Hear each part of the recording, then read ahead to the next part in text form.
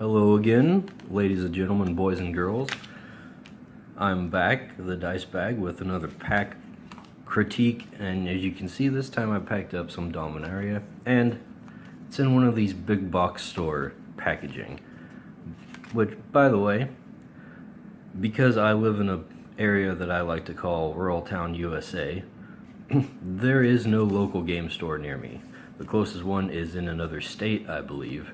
So my way of getting packs is either through the internet or Walmart. So I'm stuck with these, paying full price or buying online and paying for shipping. And I'm sure I could do like a whole little video on the whole local game store thing and why relying on them is probably not a good way to go for Wizards of the Coast, because I guarantee there's a lot more people like me who play the game, but not the way the big city kids play it. Anyways, this is the first Dominaria pack. Jeez, I hate this packaging. Look at this. How are you supposed to open this? Anyways, I haven't bought any Dominaria before. This is the first pack I've ever opened. I'm not sure what to expect. I sat this one out. It was the first one I didn't buy any of for a long time because it just looked really boring. Like, you got a big old Legendary Matters theme to this set, and here's a little secret. Legendaries don't matter. The whole legendary theme gimmick, I think, it's what happened when a normal set gets infiltrated by EDH players.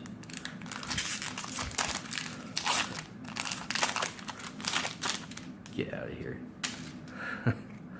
Oh gee, look at that fire elemental. I haven't seen you for, I don't know. It brings back memories though. I'm surprised that's been reprinted. No, like, not really. It just caught me off guard to see it the first card right out of the pack. Dub, enchant creature, 3 mana, enchanted creature gets +2/+2 first strike and is a knight in addition to its other types. This set really kind of has the feel of a core set to me, and that's just another kind of boring little flavor that goes on with this with nothing really interesting going on. Tolarian Scholar, again, just a vanilla creature, boring stuff. Corrosive Ooze, let's see, he's a bear.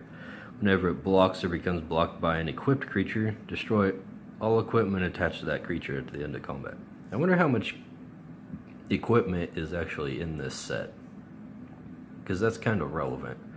I know in Kaladesh block, I was all hyped to get some new equipment, and lo and behold, there is 0 equipment. Well, no, there is like 1, maybe 2. But no, they used all that design space for freaking vehicles. Cabal Paladin, let's see. 4 mana, 4/2, whenever you cast a historic spell, Cabal Paladin deals 2 damage to each opponent. Yeah, to each opponent. Not to target opponent, to each opponent. That's how you know this has been infiltrated by EDH players. And of course, this whole historic thing. Artifacts, legendaries, and sagas are historic. Those things are so disconnected. Like, why are artifacts in there? Artifacts can literally just be like a freaking, I can't even think of what kind of stupid crap they have. Like the spell bombs. Like, is a spell bomb historic? No, it's like the flavor of throwing it and it does a thing. It's a one-shot artifact. I don't know, that's just dumb. It's a way to push something that doesn't matter and try to make it matter. Like the legendaries. Legendaries don't matter. It doesn't really matter that something's a legendary. It's a drawback that only occurs in every once in a while that it's relevant. Anyways, Bloodhowl Candle. Blood Tallow Candle. What is this? Are you seeing this? 1 mana to play it. 6 mana and sacrifice it and tap it to give a target creature -5/-5 until end of turn. That is some roundabout, overcosted, worthless removal. Frankly, the only reason I know it's in the set is because it's cheap to get it out, and it activates this thing. Oh, you see, this useless thing isn't useless after all. It does a thing with another thing. I hate that. Ancient Animus, what's this? 2 mana instant. Put a +1/+1 counter on target creature you control. If it's a legendary, then it fights target creature an opponent controls.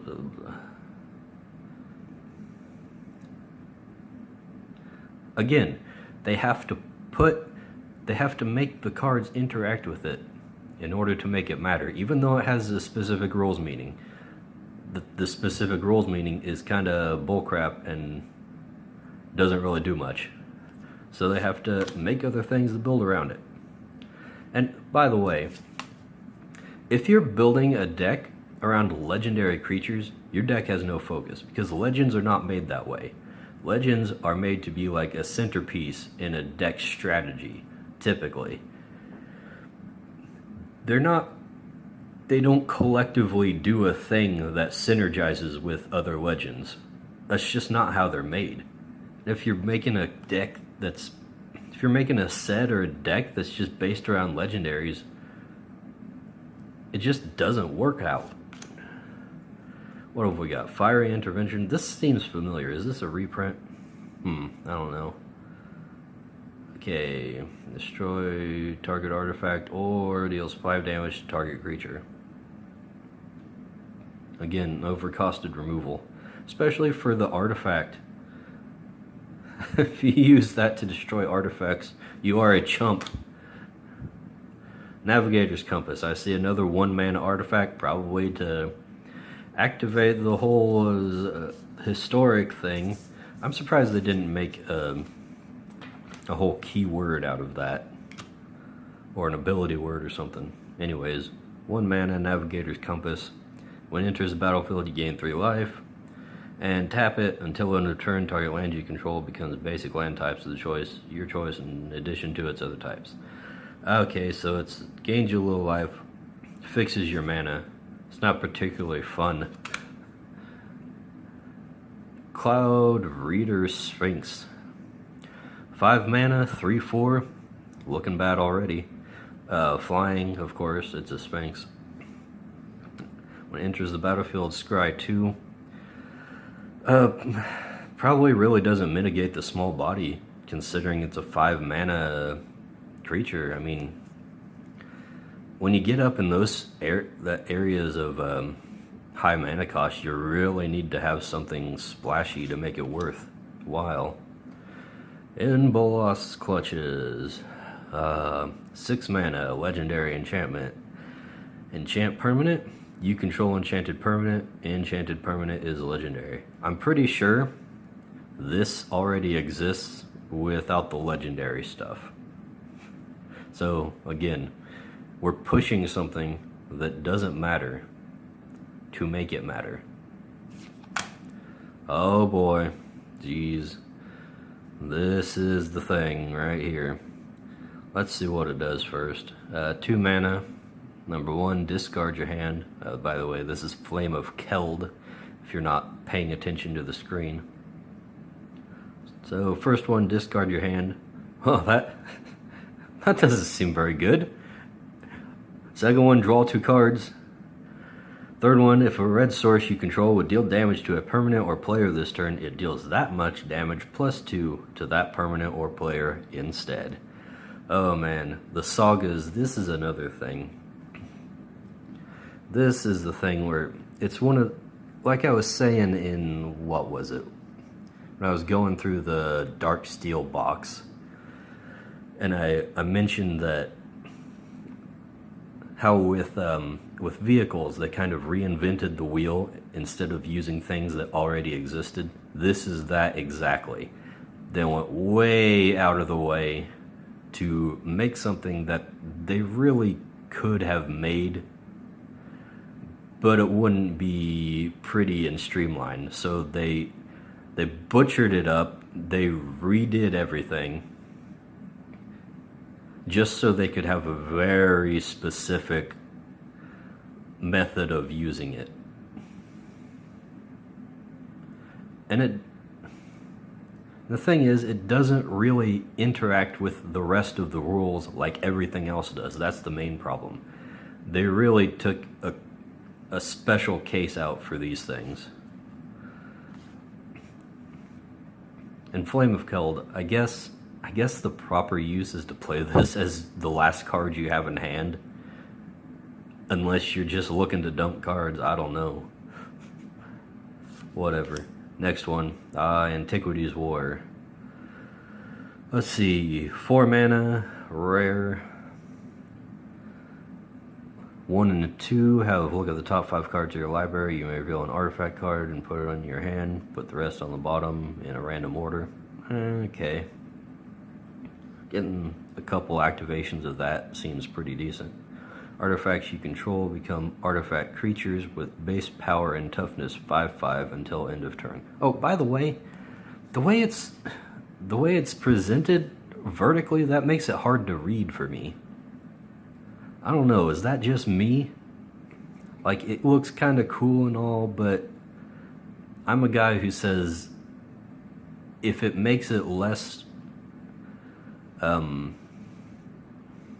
if it makes it harder to read, harder to understand, then it's not worth the creative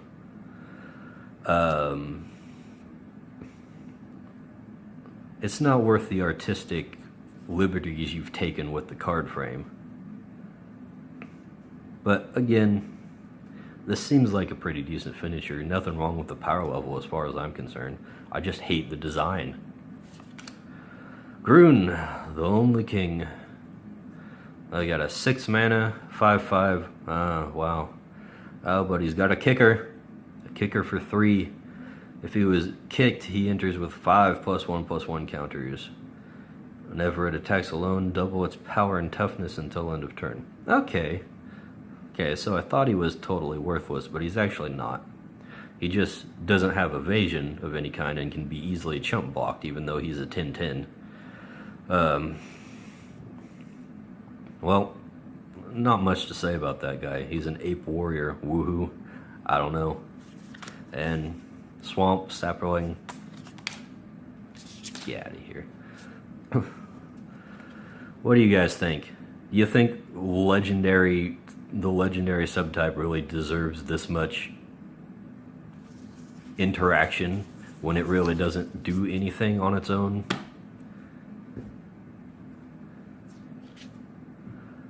I don't know. I think it's dumb. I think this was a poor choice for a set theme, and they knew it because they tried it before in Kamigawa and everybody hated it. And I still do. So, see you guys around. By the way, leave me a comment, tell me what you think. Leave me a like, subscribe, even if you don't like it. Bye, guys.